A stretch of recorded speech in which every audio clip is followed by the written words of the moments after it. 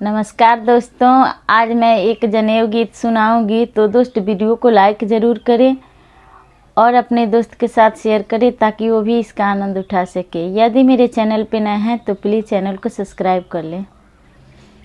कोमल दहिया बाबू के कोमल बुधिया है, बेरा से कुबेरा भइले बाबू मोरे भूखैले हे, बेरा से कुबेरा भइले।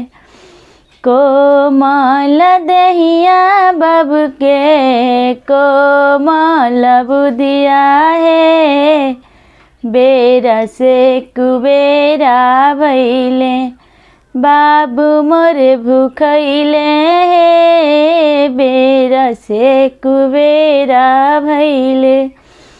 जानते तरहनी बाबा बाबू मोरे भूखई है, साझहीन वतती पंडित जी सुबेरे चली अती है, साझहीन वतती पंडित जी सुबेरे चली अती है। कोमल दहिया बाबू के कोमल बुधिया है, बेरा से कुबेरा भइले बाबू मोरे भूखैले हे, बेरा से कुबेरा भइले।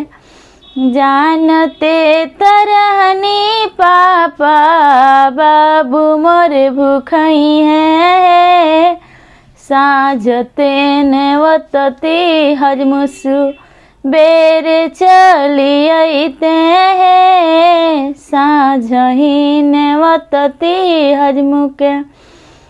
कोमल दहिया बाबू के कोमल बुधिया है, बेरा से कुबेरा भइले बाबू मोरे भूखैले है, बेरा से कुबेरा भइले।